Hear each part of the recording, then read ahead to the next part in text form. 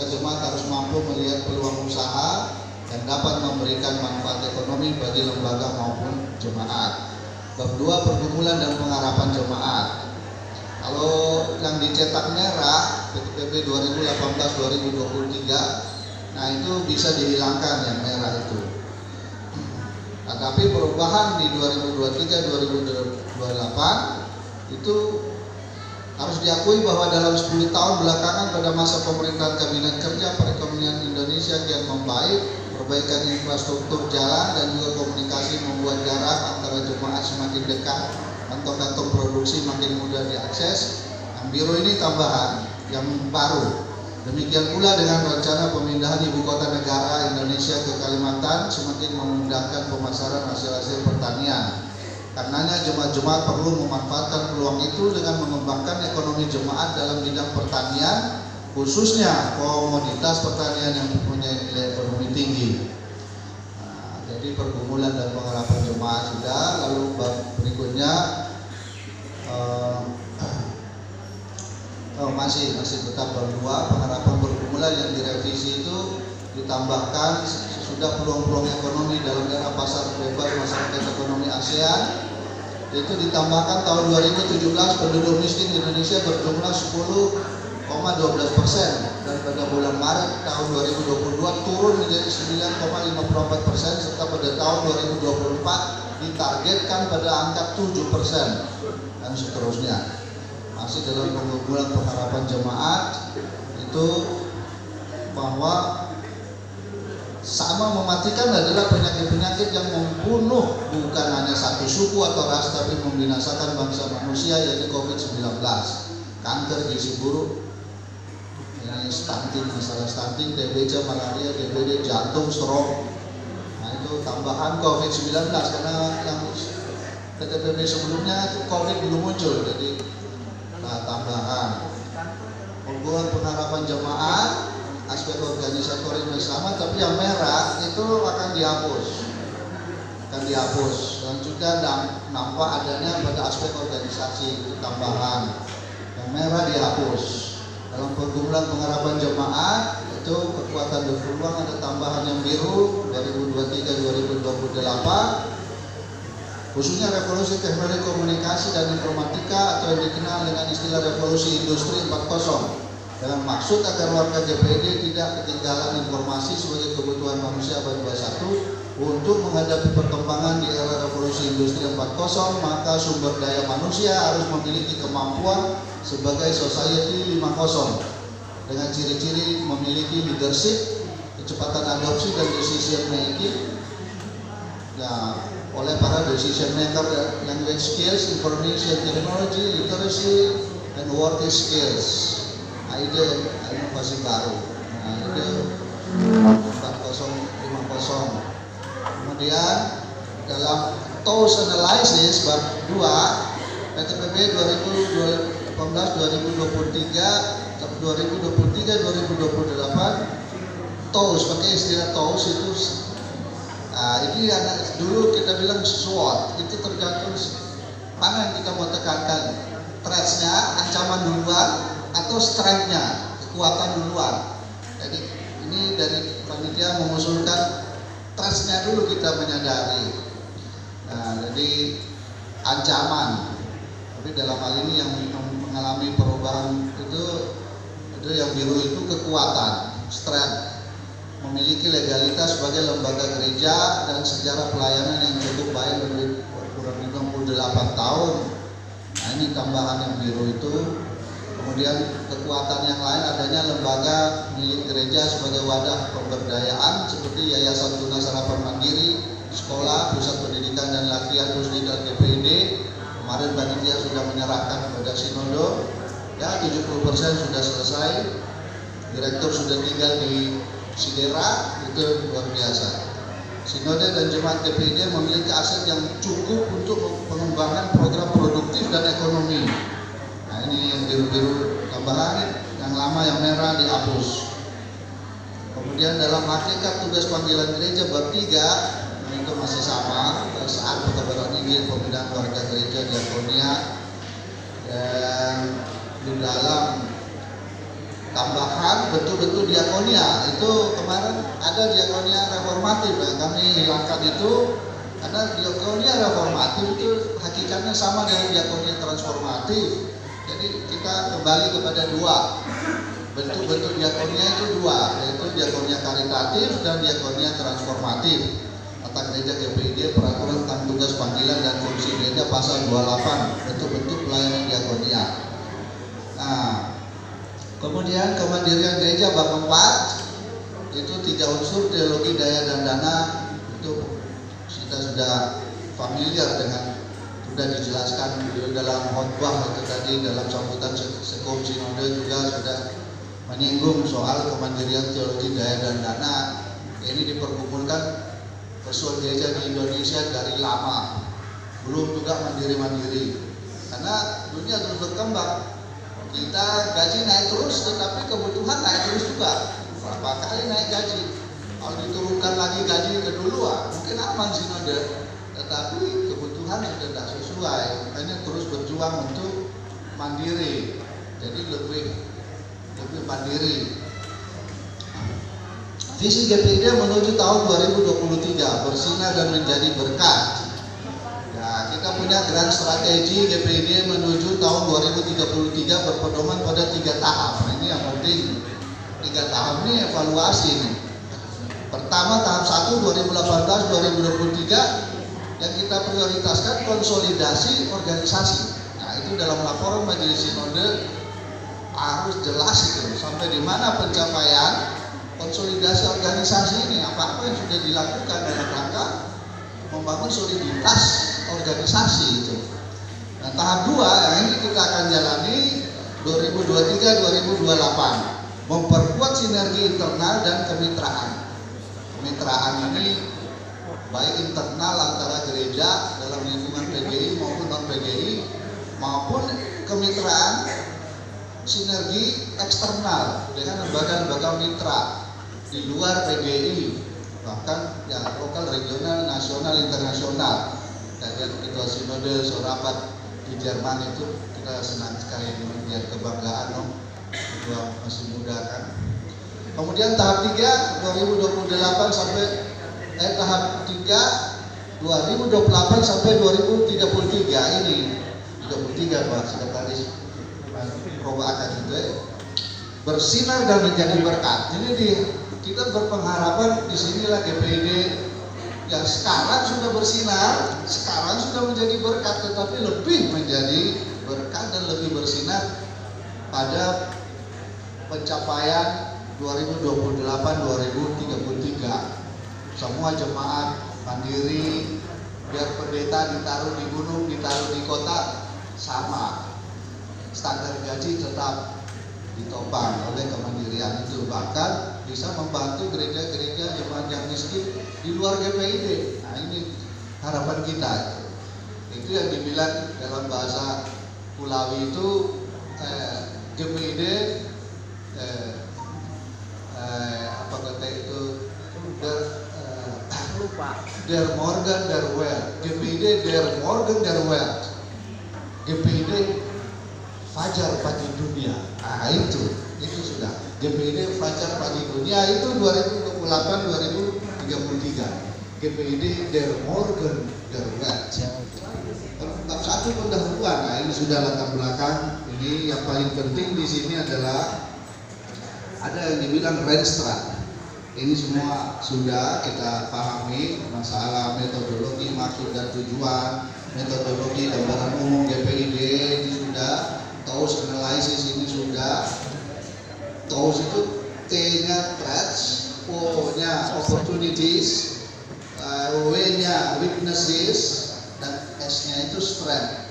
Faktor kunci keberhasilan dari threats atau ancaman. Nah, ini kita perhatikan ini. Ancaman itu pertama harus globalisasi dengan pola hutan rimba. Nah, pola hutan rimba itu, itulah raja singa yang menang. Siapa yang kuat dia yang menang. Nah, itu. Kemudian krisis lingkungan hidup, di mana terjadi perubahan iklim yang mengakibatkan perusakan alam yang terus-menerus. Kemudian pasar bebas Asia Tenggara, namanya pasar bebas juga sama hutan rimba itu. Apa yang kuat dia menang, live and let die. Kami hidup silakan Anda mampus saja. Itu pertarungan saling membunuh itu. Kemudian korupsi, radikalisme, intoleransi agama, terorisme, diskriminasi, peredaran narkoba itu menjadi threat juga, ancaman. Kemiskinan dan kebodohan ini laten, tapi walaupun ada kemajuan, tetapi ini masih tetap ada.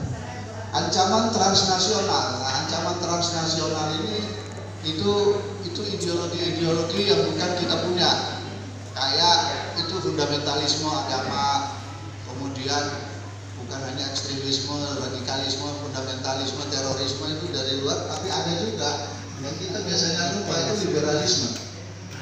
Sama itu konservatisme dan liberalisme, ancaman dari luar tuh. Oh, hingga ketua sesinggung di mimbar dari berapa itu orang penatua pakai baju satu tali kalau dia kasih lihat dia punya kan? Itu liberalisme itu ya. Liberalisme itu. TP apa dan? Apa? Itu suka itu. Itu sudah itu. Pak Gusti suka itu Pak Gusti. Ya, suka. Ya. Ya, kemudian kemiskinan apa ancaman? Itu ancaman transnasional. Budaya. Mau suka budaya Kulawi atau budaya Koboi? Itu liberalisme, budaya Koboi. Itu ada terapir budaya, tapi budaya Koboi itu cuma jaga pakai satu tali itu. Ketegangan peradaban antara Barat dan Islam perlu meningkatkan kewaspadaan sebagai lembaga yang dapat dipersepsikan oleh dunia Islam sebagai lembaga bagian dari Barat. Ini biasanya gereja dituduh begitu. Nah, padahal gereja makanya untuk menghadapi budaya-budaya global kita mengembangkan budaya Indonesia.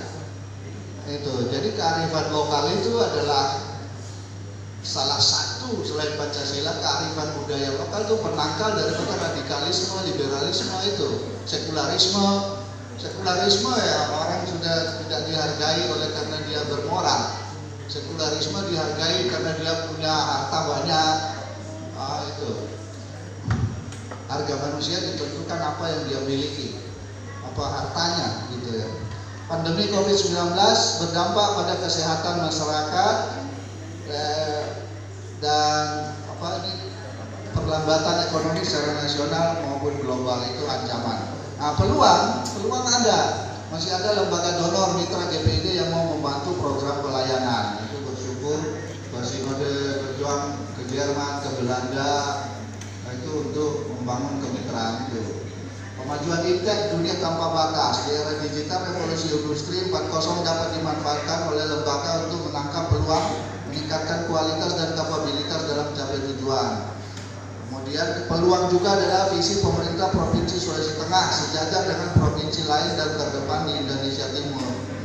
Nah ini visi waktu Gubernur Janggola ini ya, tetapi Gubernur Mastura sekarang itu mirip tetapi dia tambah. Kalau Gubernur Mastura tambah itu menjadi terdepan di Indonesia Timur dengan memperbaiki, meningkatkan sumber daya manusia dan reformasi birokrasi, reformasi pendidikan dan reformasi di bidang kesehatan, reformasi birokrasi terutamanya. Nah, itu misalnya izin dari yang itu tidak boleh biaya panas itu biaya tinggi harus bayar ini bayar itu tidak boleh. Reformasi birokrasi jadi dari birokrasi panjang menjadi pendek.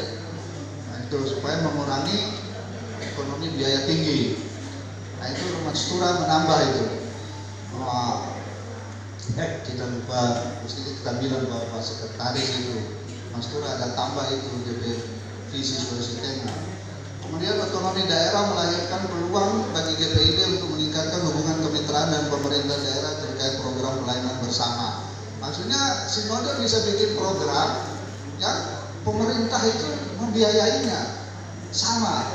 Pemerintah punya anggaran besar misalnya di bidang pendidikan, kita bisa kasih masuk proposal, Sinode kasih masuk proposal misalnya beasiswa kepada pemerintah.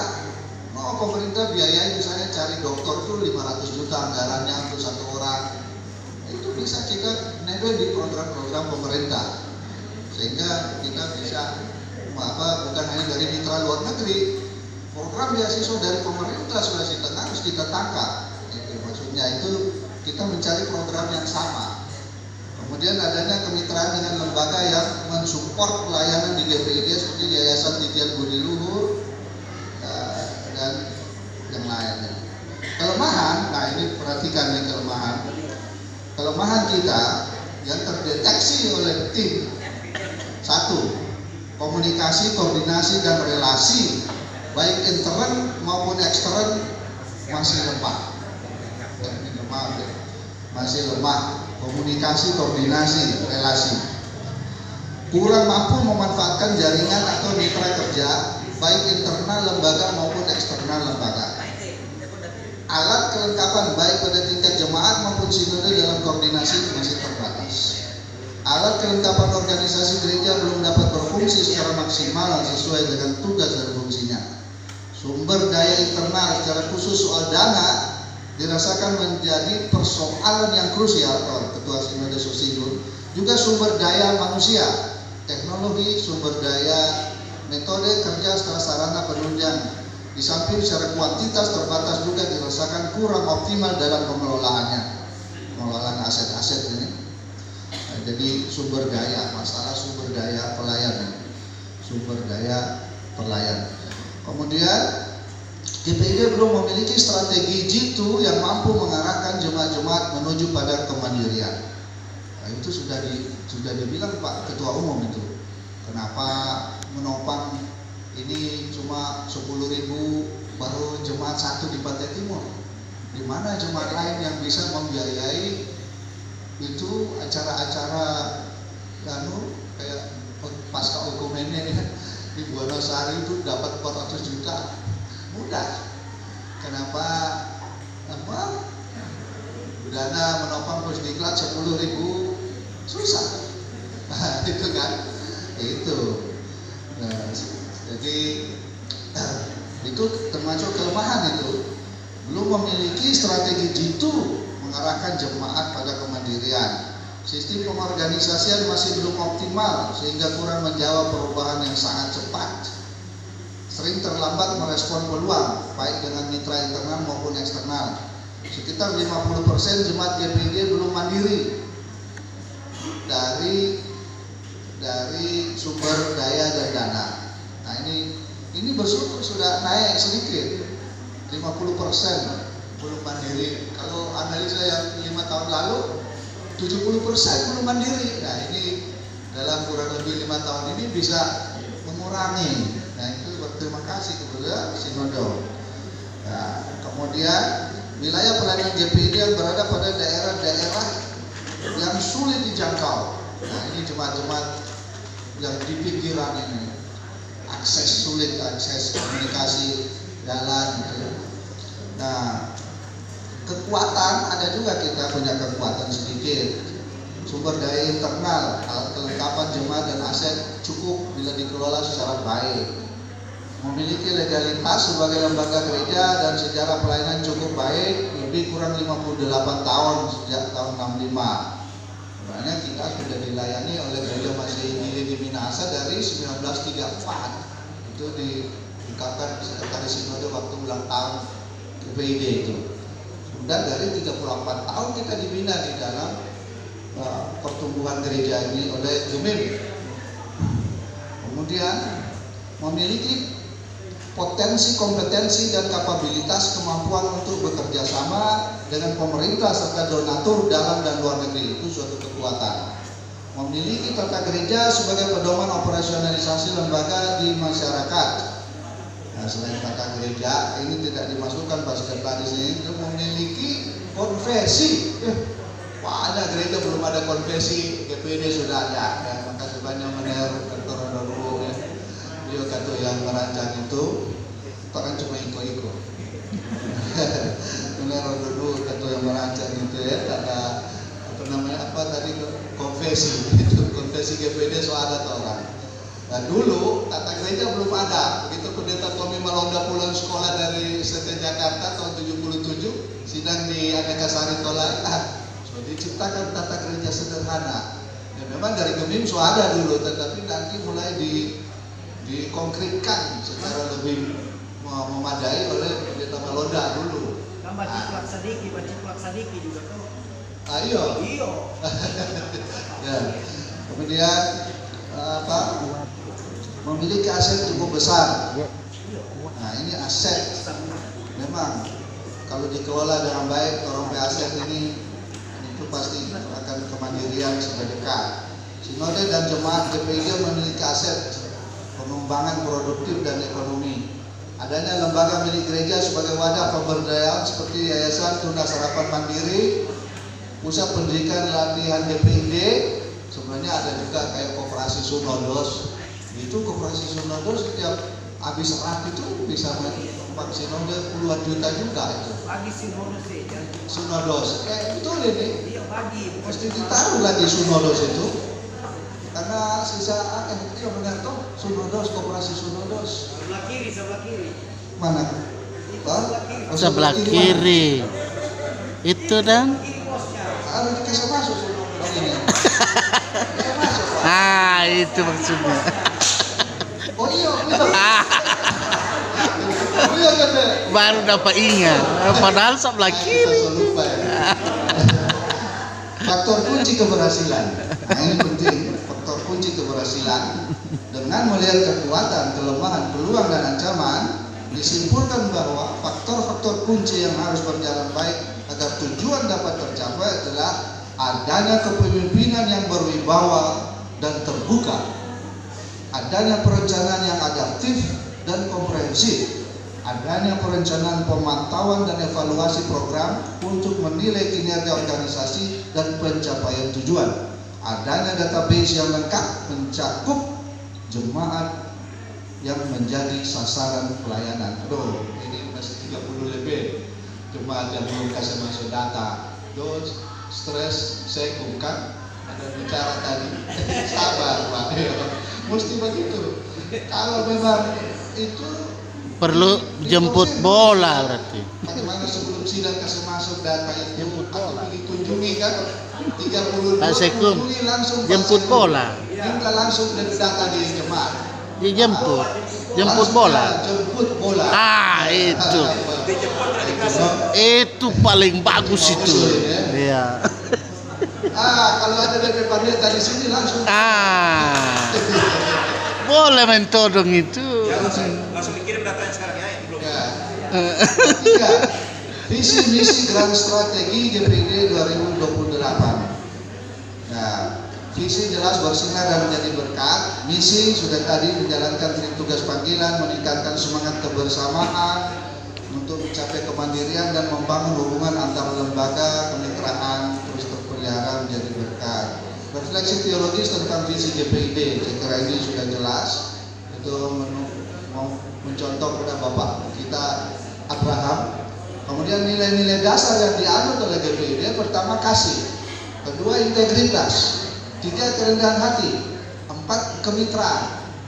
Jadi biar so kuat, biar so cepat pakai teknologi digital, tapi kalau tidak berkolaborasi atau bermitra, bersinergi, kandas. Itu hutan rimba abad 21. Orang bilang ya biar deng setan lah, mau bermitra deng setan supaya itu semua faktor-faktor itu. Kasih, integritas, kerendahan hati, kemitraan. Nah, jadi pendeta yang mau naik pangkat mesti ingat ini. Dikejar pompo. Apa nilai-nilai dasar yang dianut GPID? Kasih, integritas, kerendahan hati, kemitraan. Nah itu. Kemudian grand strategi GPID menuju tahun 2033. Nah ini grand strategi. Oh banyak sinode belum ada ini yang begini, baru orang. Operasionalisasi grand strategi GPID menuju tahun 2033 berpedoman pada 3 tahap. Tahap 1 2018-2023 konsolidasi organisasi. Tahap 2 2023-2028 memperkuat sinergi internal dan kemitraan eksternal. Tahap 3 2028-2033 bersinar dan menjadi berkah. Amin. Setiap tahapan dijabarkan dalam program pelayanan yang memiliki output dengan 5 kriteria kinerja, yaitu 1. Fokus pada pelayanan jemaat yang sudah ada. 2. Kepemimpinan yang berwibawa dan siap melayani. 3. Pengelolaan lembaga yang baik. 4. Manajemen sumber daya yang baik. Dan 5. Mengelola lembaga secara inovatif menuju pada kemandirian. Dengan fokus program pelayanan tersebut diharapkan dapat memberikan hasil atau outcome yang nyata positif bagi penguatan lembaga. Jadi output dan outcome.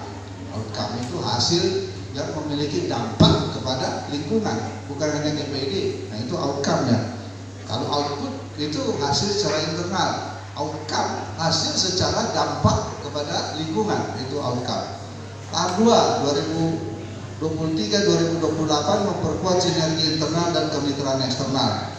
Jadi fokus kepada pelayanan jemaat yang meliputi menampung semua aspirasi jemaat, memperhatikan masalah dan pergumulan masing-masing jemaat, mendapatkan pelayanan dan informasi yang akurat tentang pelayanan GPID, menjadi jemaat yang inklusif dan partisipatif, menangani, mencarikan jalan keluar masalah yang terjadi di jemaat, membangun komunikasi antar jemaat serta terjalin proses topang menopang, membangun pusat data, melakukan perencanaan dan pembinaan pada jemaat dalam rangka kaderisasi, melakukan pendampingan jemaat secara holistik untuk kemandirian, meningkatkan rasa solidaritas antar jemaat, antar sesama manusia dan lingkungan hidup. Tahap 2, memperkuat sinergi internal dan kemitraan eksternal. Kepemimpinan yang berwibawa dan siap melayani meliputi memotivasi para pelayan untuk bekerja keras. Itu bukan cuma bekerja keras, bekerja cerdas, bekerja tuntas, bekerja ikhlas ya. Bekerja keras untuk mengembangkan jemaat masing-masing, mensosialisasikan kebijakan-kebijakan, keputusan sidang, ide-ide yang inovatif untuk pengembangan lembaga ke depan, melakukan analisis masalah, membuat keputusan yang relevan. Tahap 2, memperkuat sinergi internal dan kemitraan eksternal 2023-2028, pengelolaan lembaga yang baik, meliputi membangun transparansi, keterbukaan, mengupayakan independensi, kemandirian, mengupayakan accountability, pertanggungjawaban, mengembangkan responsibility, tanggung jawab, membudayakan fairness atau keadilan. Semua yang kelima ini menuju kepada interdependensi. Interdependensi itu kemitraan yang kolaboratif. Itu kalau di Seven Habits ya, itu yang habits yang membangun interdependensi, saling ketergantungan, itu mulai dengan sinergi, bersinergi, bukannya lokal, regional, nasional, internasional, bersinergi. Kita bisa bantu anak-anak di Afrika, anak-anak di Asia, daerah Eropa Timur yang miskin, Amerika Latin, begitu. Itu sudah tiba pada interdependensi. Itu lembaga yang sudah menjadi berkat bagi lembaga yang lain. Itu jadi semua nilai-nilai pengelolaan lembaga ini bermuara pada interdependensi. Itu sudah kemandirian. GPID bercita-cita ke situ dong. Selain independensi, accountability, responsibility, interdependensi. GPID menjadi berkat. Kemudian manajemen sumber daya yang baik, memperkuat sinergi internal dan kemitraan eksternal, mengelola aset yang ada dengan baik, pengelolaan keuangan yang baik, pengelolaan SDM dan pengelolaan citra positif lembaga di jemaat atau masyarakat. Tahap 2, memperkuat sinergi internal dan kemitraan eksternal, mengelola lembaga secara inovatif menuju kemandirian, meliputi membangun jejaring kemitraan strategis dengan pemerintah lokal, nasional, lembaga ekumene, lembaga donor, melakukan adaptasi terhadap sumber daya manusia dalam menghadapi perkembangan IT, meningkatkan daya inovasi pada sektor ekonomi kreatif jemaat berbasis digital, mengembangkan antisipasi perubahan masa depan, menyiapkan kaderisasi kepemimpinan. Jadi dari masa ke masa kaderisasi ini paling penting. Ada waktunya kita orang tuturi handayani, maju sudah kader-kader itu. Kira GPID sudah sampai 7 lapis lah kadernya itu. Di bawahnya ketua sinode Rokono sudah ada lagi. Di bawah nanti sampai berapa lapis itu harus dipersiapkan supaya tidak terjadi perebutan kekuasaan. Kalau perebutan kekuasaan itu wah hancur kita. Jadi harus secara sistematis dipersiapkan periodik sistematis itu kader. Kemudian bab 4 sasaran strategis dan fokus pelayanan itu sudah jelas, itu dia punya apa itu sasaran strategis fokus PTBB itu menyangkut rencana strategis, menyangkut koinonia, marturia, diakonia, dan didaskalia. Didaskalia itu pembinaan warga gereja. Nah, jadi pembinaan warga gereja, didaskalia itu ya. Bab 5 program strategis tahun pelayanan, program prioritas. Nah, ini program prioritas untuk menjawab pelayanan dalam rangka Tritugas Panggilan Gereja berdasarkan tema pelayanan 2023-2028. Hendaklah kamu sehati sepikir dalam satu kasih, satu jiwa, satu tujuan. Maka disusunlah program prioritas untuk 5 tahun ke depan, yaitu 1. Program peningkatan dan pemberdayaan spiritual warga jemaat. 2. Program peningkatan kelembagaan GPID, jemaat dan sinode. 3. Program peningkatan sumber daya manusia. 4.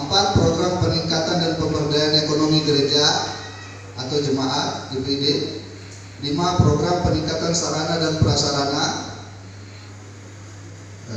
6. Program peningkatan penata layanan keuangan gereja jemaat GPID. 7. Program peningkatan dan penata layanan personalia kepegawaian. 8. Program peningkatan pelayanan advokasi. 9. Program pengurangan risiko bencana dan peningkatan pemeliharaan lingkungan. Tadi ini sangat strategis. Seluruh jemaat harus ada komisi pengurangan risiko bencana karena kita ada di medan bencana di Indonesia. Kemudian advokasi, semua jemaat harus punya komisi hukum dan HAM karena kita selalu digugat. Kemudian program-program tersebut di atas dijabarkan dalam pelayanan yang berfokus pada tema pelayanan tahun 2023-2028. Hendaklah kamu sehati sepikir dalam satu kasih, satu jiwa, satu tujuan. Ini Filipi 2 ayat 2b. Itu kalau kita lihat persoalan di Filipi itu di Filipi 4, Yudea dan Sintike, 2 orang perempuan bakal lain. Makanya Paulus kasih nasihat itu sehati sepikir. Kalau 2 perempuan bakal lain, hancur dunia itu. Makanya Paulus menasihati, ingat Yudea dan Sintike, harus sehati sepikir moni. Kemudian gara-gara apa aja? 2024-2025 Oh, sembako pekerja itu. Sebagai tahun pembaharuan dengan penekanan pada implementasi hasil keputusan sidang sinode sesuai tema untuk memperkuat sinergi internal dan kemitraan internal melalui persekutuan pelayanan, kesaksian dan penata layanan CGPID. Demikian pula perlu penguatan kelembagaan di sinode dan jemaat. Tahun pelayanan 2024-2025 tekanan pada sebagai tahun kesehatian dengan penekanan pada sinergitas pikiran, sinergitas hati, sinergitas tindakan di dalam kehidupan berjemaat bersinode. Tahun pelayanan 2025-2026 tekanan pada tahun pemberdayaan dengan penekanan pada peningkatan kapasitas dan kapabilitas pelayan serta anggota jemaat untuk memenuhi tanggung jawab dalam menghadapi tantangan zaman sesuai nilai-nilai kesehatian, kesetiaan, ketekunan, dan ketaatan kepada Kristus. Tahun pelayanan 2026-2027 tekanan pada tahun kepedulian dengan penekanan pada gerakan belas kasih kepada orang-orang yang terpinggirkan dan seluruh ciptaan. Tahun pelayanan 2027-2028 sebagai tahun kesaksian dengan penekanan pada penggenapan tema sehati sepikir dalam satu kasih, satu jiwa, satu tujuan untuk mewujudkan sinergitas internal dan kemitraan eksternal. Kemudian mekanisme penjabaran program. Rencana strategis GPID tahun 2023-2028 adalah acuan utama program dan kegiatan setiap tahun baik lingkup sinode maupun jemaat termasuk wilayah pelayanan dan MUPEL. Lingkup wilayah pelayanan dan MUPEL berfungsi koordinatif sehingga terjadi sinergi antara jemaat. Demikian pula wilayah pelayanan dan MUPEL dapat juga menjadi jembatan antara jemaat dengan sinode, GPID dan pemerintah, di mana penyusunan program tahunan dan kegiatannya dapat mengikuti format yang seragam sesuai yang dikeluarkan oleh Sinode dengan penyesuaian konteks wilayah pelayanan masing-masing. Jemaat-jemaat se-GPID adalah wujud kesatuan GPID yang hadir untuk melaksanakan visi dan misi GPID serta merupakan persekutuan dari seluruh anggotanya. Seluruh perencanaan, pelaksanaan, monitoring dan evaluasi program dan kegiatan di setiap jemaat mengacu pada visi, misi, nilai-nilai strategi utama dan fokus program pelayanan setiap tahun untuk mencapai tema 5 tahun yang ditetapkan dalam Renstra GPID 2023-2028. Jadi dalam proses manajemen itu selain program ada monitoring dan evaluasi program. Monitoring dan evaluasi itu sangat menentukan. Apalagi kita sudah punya indikator-indikator yang jelas. Bab 4, bab 6 penutup Renstra Pelayanan GPID 2023-2028 merupakan peta perjalanan pelayanan yang keberhasilannya ditentukan oleh komitmen yang merupakan tekad bersama untuk melaksanakan pelayanan GPID sesuai dengan rencana. Untuk itu perlu dibangun pemahaman secara komprehensif, dokumen, rencana strategis untuk mudah dilaksanakan. Ini harus disosialisasi ini dalam pembinaan majelis, pembinaan jemaat. Kemudian selain komitmen, konsisten yang merupakan semangat untuk melaksanakan semua program pelayanan secara berkesinambungan berdasarkan tema yaitu saat disampaikan satu kasih, satu jiwa, satu tujuan. Kemudian selain komitmen dan konsistensi, kolaborasi yang memerlukan kerjasama yang sinergis baik internal jemaat, antar jemaat maupun kemitraan dengan pemerintah dan lembaga lainnya. Kolaborasi memperkuat kemitraan dengan memfungsikan sumber daya yang dimiliki GPID. Akhir kata, kiranya Tuhan Yesus Kepala Gereja akan memampukan kita semua melanjutkan pelayanan GPID tahap 2 tahun 2023-2028 untuk mencapai visi GPID di tahun 2033 yaitu bersinar dan menjadi berkat. Amin. Sekian, terima kasih. Ya, haleluya, bagi Tuhan. Kemudian kami mohon Ibu Wakil Sekretaris masukan kan tanggapan. Ya. Iya, Bapak Ibu Pendeta yang dikasih Tuhan, demikian sajian dari tim Pokja yang sudah berlelah mengerjakan revisi ini, dan dipersilakan kepada Bapak Ibu Pendeta untuk memberikan tanggapan dan masukan sehubungan dengan revisi dari PDP. Disilakan. Iya, Pak Pendeta Nyoman.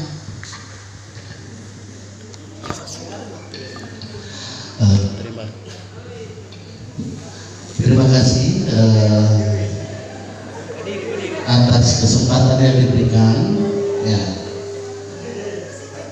penyajian yang diberikan oleh Pokja pada saat ini, apalagi tadi pemaparannya sudah disampaikan, luar biasa itu. Terima kasih. Ya, kita beri terus tepuk tangan. Ya, sudah semangat. Ya, semangat. Kalau kita ikuti ini, ya saya dapat ikuti. Kalau saya mau video sesuatu itu saya pikir-pikir, ya kalau ini memang betul-betul pendeta-pendeta vikaris majelis jemaat memahami GPID mau maju memang. Tidak apa bapaknya Pak Ketum ya, itu Pak Ketum berharap jangan seperti itu. Jadi betul-betul kita kerja cerdas, kerja tuntas. Nah itu. Jadi Renstra yang ada ini betul-betul dikuasai. Apalagi kalau misalnya kan memberikan materi. Materi katekisasi ya saya perlu juga sampaikan kepada teman-teman karena tanggapan ya, katekisasi CD untuk jemaah perlu dimasukkan ini ke dalam materi supaya seperti apa yang dikatakan tadi, ada kaderisasi. Kader-kader yang ada ini menguasai ini Renstra kita ini. Jadi tidak hanya terus jalan di tempat, bersinar dan menjadi berkat. Itu terus. Padahal ada relevansinya, aplikasinya, implikasinya, kontribusinya. Nah, kalau demikian, jadi Pokja ini luar biasa sudah membuat Renstra ini. Tapi kalau cuma di atas kertas, di atas apa namanya itu? Itu akhirnya nihil.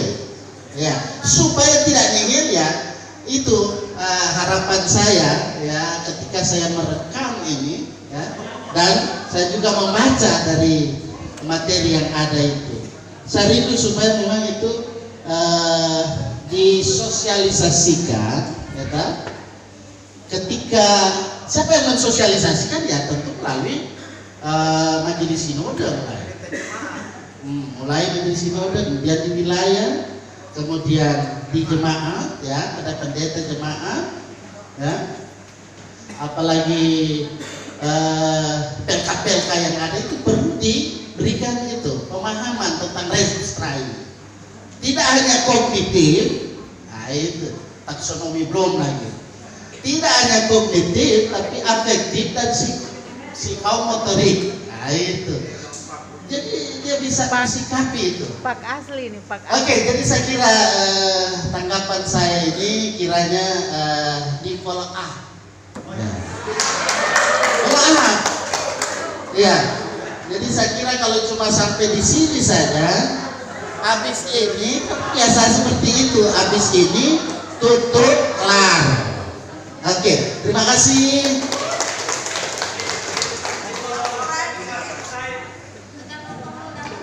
Hilang.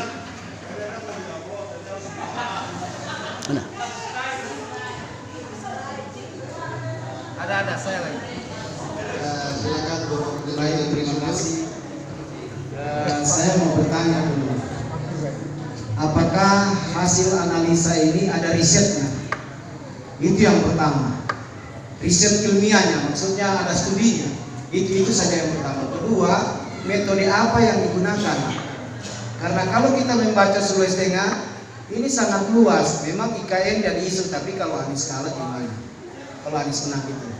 Nah, maksud saya begini. Sebenarnya ini cuma sayang tidak ada penatua.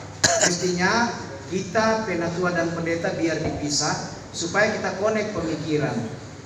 Kita tadi tidak ada saya baca tentang isu-isu tenaga kerja Sulawesi Tengah. Padahal anak-anak kita di Morowali sudah ratusan. Coba cek di Morowali sana, anak-anak GPID sudah ratusan. Nah, ada tadi diagendakan. Saya kira itu perlu dimasukkan. Bahwa gereja katekisasi bukan cuma sorga-sorga gitu. Harus katekisasi masih setengah di dunia, setengah di sorga gitu. Supaya kita nyala pakai teologi mengawang gitu. Ya, kita kan selama ini Renstra begini memang enak didengar, tapi itu maksud saya. Kita kalah di riset. Selalu berbicara katanya. Teologi katanya itu gampang kalau katanya. Tapi riset, Pak. Kalau ada riset, siapa kajian teologisnya, siapa kajian apa metode penelitiannya apa, sehingga kita bisa bikin diagnosa. Itu masalahnya. Kalau kita hanya katanya, sudah orang bilang GPID akan ambruk 2022. Tidak ada penelitian, kita mau bilang apa? Kita bisa bikin diagnosa ilmiah, misalnya GPID akan hancur 2000 berapa, perahunya bocor seperti khotbah tadi misalnya. Risetnya apa? Kajiannya apa? Metode apa dipakai? Ya, statistiknya apa? Jadi itu maksudnya. Ya, supaya kalau kita dapat metodenya, risetnya, kita bisa bikin diagnosanya. Begitu. Dan tidak ada kesulitan saya kira, karena kita bicara ilmiah. Kalau bicara khotbah kan semua aminkan pasti. Tidak bisa komplain kalau di khotbah kan. Tapi kalau kita bicara ilmiah, kita bisa komplain. Banyak ahli-ahli selain teolog, ahli-ahli awam. Kita tidak libatkan misalnya ahli statistik, analisa riset tentang Sulawesi Tengah ini, Bapak, isu-isu yang Sulawesi Tengah ini. Misalnya pemotongan terowongan di Sulawesi apa? Pantai Timur sana. Itu akan berlaku 2075 kereta api masuk di Palu gitu. Ini lebih tahu bukan cuma tahun berapa. Walaupun dorong secara semua. Iya, jadi saya kira itu. Kalau hanya intern, saya kira panitia akan ke situ. Metode apa, siapa peneliti itu seperti Bapak Anu seminar lalu. Bapak apa itu yang dari Almahera itu bagus saya rasa. Yang dimediasi oleh apa itu?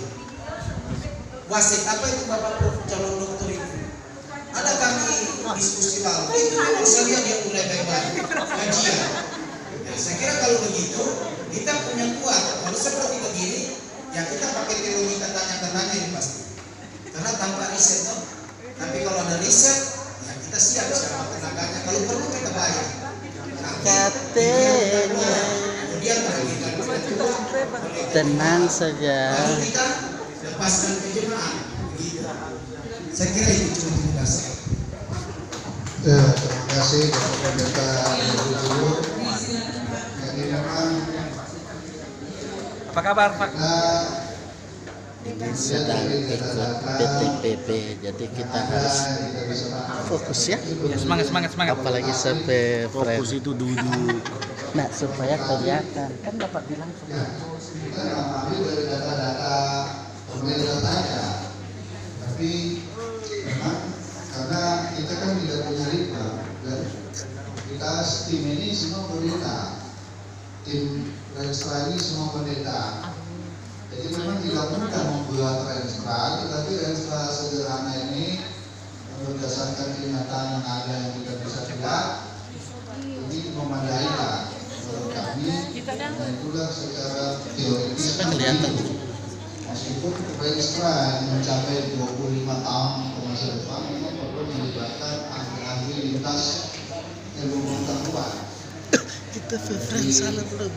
Kita tidak memiliki apa namanya komisi Serius. bank atau departemen bank yang melakukan pengkajian secara ilmiah, dan itu memang mahal. Kalau Bapak perlu dibayar itu bisa saja, tapi PTPB ini saya kira sudah boleh kita kasih registra yang sederhana karena Kenyam nah. berdasarkan analisa Majelis psikologi. Sinodo. Jadi kita perlu melihat bahwa ke depan memang perlu diciptakan di sinode itu selain komisi hukum, kalau komisi bencana, komisi hukum dan HAM, dan komisi penelitian dan pengembangan. Nah itu penting itu, yang di dalam komisi penelitian dan pengembangan sinode melibatkan para pakar-pakar lintas ilmu pengetahuan, sehingga bisa tim litbang ini terus memantau perkembangan dari sidang AM. Jadi di sidang AM itu bisa dibentuk, diusulkan, direkomendasikan oleh seksi umum membentuk litbang sinode. Nanti ini akan dilakukan oleh sinode baru membentuk litbang sinode yang terdiri dari pakar-pakar yang dipunyai DPID, dari lintas sampai pakar hukumnya ada, pakar geologi, sosial, ekonomi, politik, dilibatkan semua di situ, sehingga bisa menganalisa bagaimana perkembangan lembaga-lembaga kayak yayasan kita, pendidikan bagaimana, mereka yang menganalisa sinode bagaimana kinerjanya, apakah sudah tercapai atau bagaimana. Litbang ini memantau. Juga kita rasa penting itu komisi komunikasi dan informasi. Tidak semua pendeta boleh mengupload foto-foto. Sinode harus punya.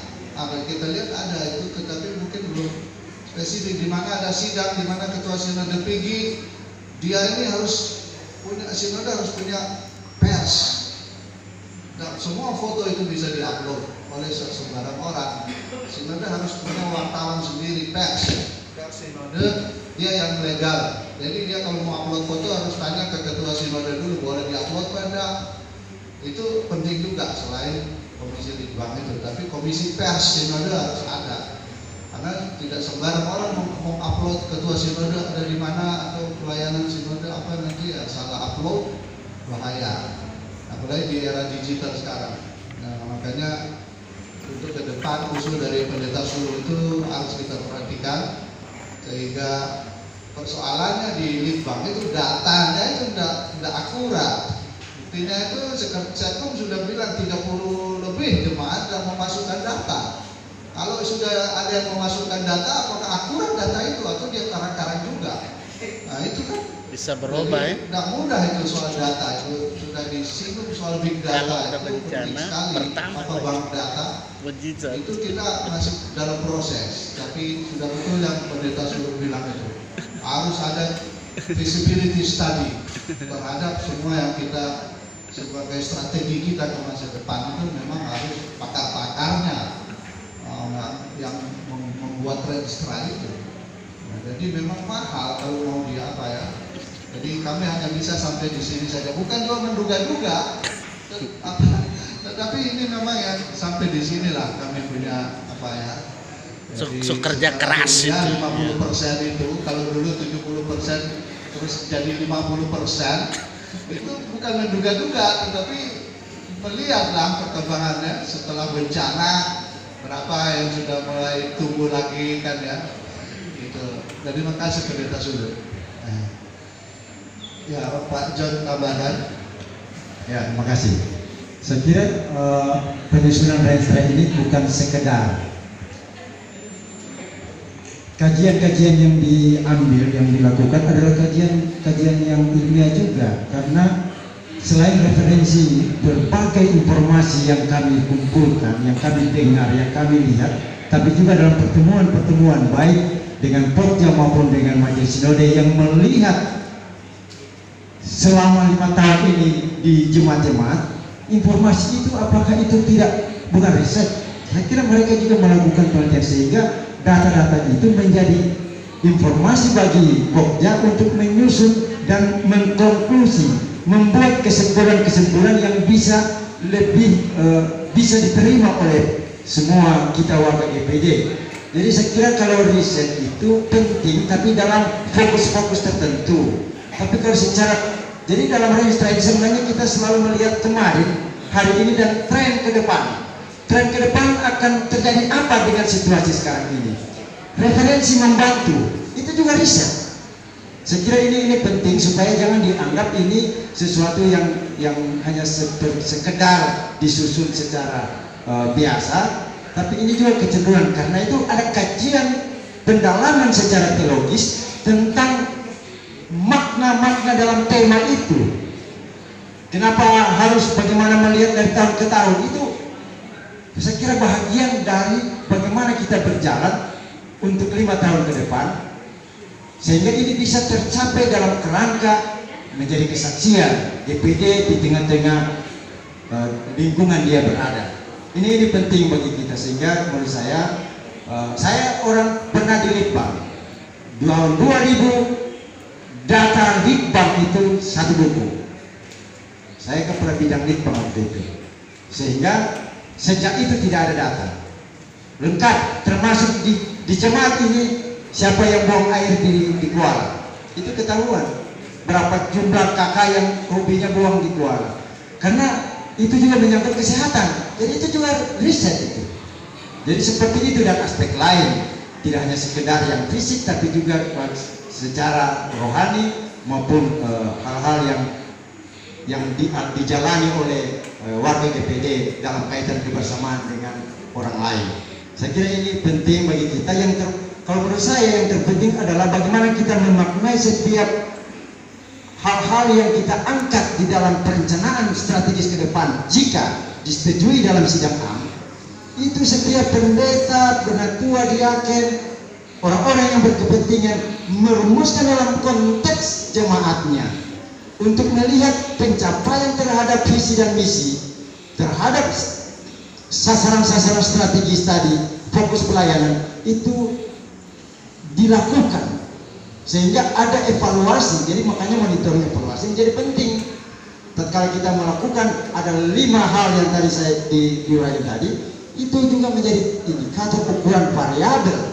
Apakah kita bisa mencapai itu atau tidak? Jadi sebenarnya ini juga dorongan bagi kita semua untuk melakukan bersama-sama sebagai warga GPD ke depan, baik pribadi, institusi maupun dengan lingkungan. Saya kira itu tambahan saya. Terima kasih.